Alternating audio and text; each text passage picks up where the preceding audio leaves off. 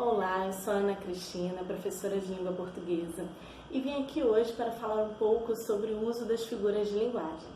Para quem não lembra ou não sabe, a figura de linguagem é um recurso usado em textos para que eles tenham uma linguagem mais expressiva, uma linguagem mais criativa, que muitas vezes é diferente daquilo que é previsto pelo dicionário.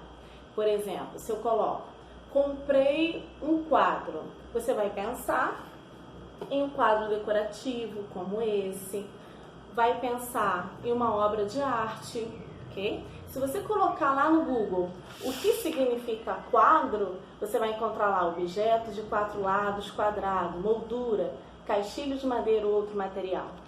Mas se eu disser, minha vida é um quadro em branco, esse quadro vai ter o mesmo sentido? Você vai achar exatamente o sentido de minha vida é um quadro em branco no dicionário, no Google? Então, quando eu uso esse sentido mais expressivo, eu já estou indicando que esse quadro é, de repente, uma página da minha vida que está vazia, que há muitas histórias a serem contadas, mas o sentido literal, o sentido de quadro que eu encontro no dicionário, não vai servir para dizer o que significa minha vida é um quadro em branco. Então, nesse caso, nós temos o uso de uma figura de linguagem. Hoje, eu não vou falar de todas as figuras de linguagem, mas vou falar especificamente de duas que têm aparecido muito nas manchetes sobre coronavírus, que é o assunto que mais tem circulado nesse momento, que é a personificação, também chamada de prosopopeia, e a metonímia. Metonímia é uma substituição de palavra por associação semântica, ou seja, por relação de significado. Então, quando eu coloco, estou lendo Ana Paula Maia, não quer dizer que essa autora aqui, olha, que está aqui na contracapa do livro, virá aqui em casa, que a gente vai tomar um chazinho e que eu vou ler a própria autora. Indica, na verdade, que eu estou lendo o livro escrito pela autora. Ou seja, entre o livro e a autora tem uma relação direta de sentido. Então eu digo que há uma relação metonímica entre os dois, tá? Outra figura de linguagem que eu falei que eu vou mencionar aqui é a prosopopeia ou personificação.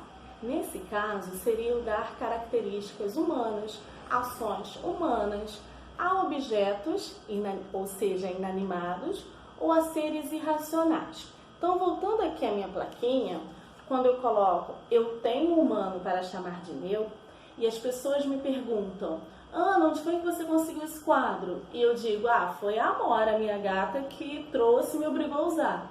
Quando eu faço isso, eu estou personificando a minha gata, ou seja, eu estou dando a ela atitudes e ações que não são esperadas vindas de animais. Então, eu estou usando a personificação na minha fala. Então, o que eu trouxe aqui é justamente o uso dessas duas figuras de linguagem em manchete sobre o coronavírus, conforme eu já sinalizei anteriormente. Nessa primeira aqui, por exemplo, Rio de Janeiro cria cinturão para isolar a região metropolitana da Covid-19. Quando nós temos nessa manchete aqui, Rio de Janeiro, eu estou indicando que a própria cidade, que é o próprio estado que vai fazer isso, ou seja, que as areias da praia, as terras vão subir, sei lá, que o Cristo Redentor, o Pão de Açúcar, vão todos se unir e fazer esse cinturão? Claro que não, né? A gente sabe que é uma atitude que foi de uma autoridade do Rio de Janeiro. Então, aqui você tem uma metonímia, porque tem uma relação direta entre Rio de Janeiro e a autoridade do Rio de Janeiro, e também há uma personificação, já que é dada essa atitude humana de criar ao Rio de Janeiro, que é uma cidade, ou seja, que é algo inanimado. O mesmo acontece nessa aqui. Santa Catarina fecha restaurante. Como o Brasil e o mundo respondem ao coronavírus. Quando a gente tem Santa Catarina fecha restaurante, a gente sabe que foi uma ordem de alguém específico, certo? Mas quando eu coloco Santa Catarina, eu estou trazendo uma ideia de coletividade, mostrando que isso não é só responsabilidade de uma autoridade ou de um setor específico, mas que todos estão envolvidos. Da mesma forma, logo em seguida, fala assim, como o Brasil e o mundo respondem ao coronavírus. Então, quando ele fala o Brasil e o mundo, não é necessariamente o próprio país, não é? O país fisicamente falando, mas são todas as pessoas, todas as autoridades, todos os cidadãos envolvidos. Então, traz uma ideia de coletividade muito maior. É diferente, por exemplo, quando eu coloco secretário de saúde do Recife orienta sobre cuidados no contato com células e uso de equipamentos em academia. Aqui você tem o uso de um argumento de autoridade, secretário da saúde, que é importante, obviamente, porém você tem uma orientação que parece ser mais isolada, né? Uma orientação que é apenas dele. Agora, quando você coloca cidades da Grande BH decretam situação de emergência, fecham escolas e suspendem eventos, você coloca todos que são dessas cidades da Grande BH como um conjunto de pessoas que coparticipam, que são corresponsáveis por essas atitudes. Afinal, de nada adianta um argumento de autoridade específico, uma autoridade específica ter tomado essas atitudes, se não há uma contribuição de todos. Então, ao fazer isso, tem essa ideia da coletividade, tanto através da metonímia, já que a gente sabe que são as autoridades dessas cidades especificamente, quanto através da personificação, já que recebem essas atitudes, que é decretar, fechar e suspender, e, ao mesmo tempo, traz todos para fazer parte disso. O mesmo acontece nessa outra aqui, mais relacionada à Baixada Fluminense, coronavírus. Cidades da Baixada reserva leitos, suspendem feiras e proíbem camelôs. Então, todas as cidades da Baixada, aqui abaixo traz alguns exemplos, Nilópolis, Nova Iguaçu, São João de Meriti, Duque de Caxias. Então, essas cidades estão reservando leitos, a gente sabe que é um setor específico que está trazendo esse decreto, que está fazendo essa orientação, mas se todos contribuírem, essa orientação vai valer, essa orientação vai ser de fato realizada. Então, mais uma vez, a corresponsabilidade.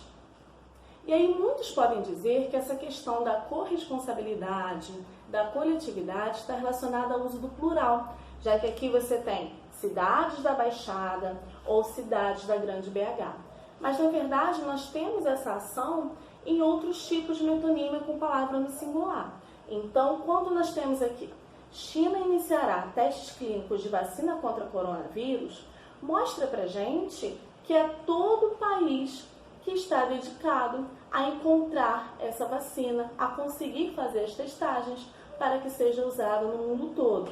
Mesmo que logo abaixo esteja escrito que é o Ministério da Defesa chinesa que está fazendo essa atitude. Mesmo assim, quando você tem na manchete China iniciará, você mostra uma ideia de coletividade, ou seja, são esforços comuns a todos. E nós podemos perceber que essa situação do coronavírus tem se agravado tanto que o próprio coronavírus tem recebido processos de personificação. Nessa manchete aqui, ó, coronavírus paralisa a maioria das atividades em Brasília, ele próprio está sendo personificado. Então, a situação se agrava tanto que ele próprio recebe essas características humanas. Ou seja, não é a sociedade, não é as autoridades, não são essas autoridades que estão fazendo isso. É o próprio coronavírus. Então, todos esses usos, toda a metonímia, a personificação presente nessas manchetes, tem como papel enfatizar a função de todos nós diante desse cenário. Então, assim como está sendo colocado aqui, todos têm que ter uma noção de coletividade e corresponsabilidade, que estão sendo indicados aqui pelo uso dessas duas figuras de linguagem, tá bom? Então, vamos todos estudar e fazer a nossa parte ao mesmo tempo. Tchau, tchau, até a nossa próxima aula.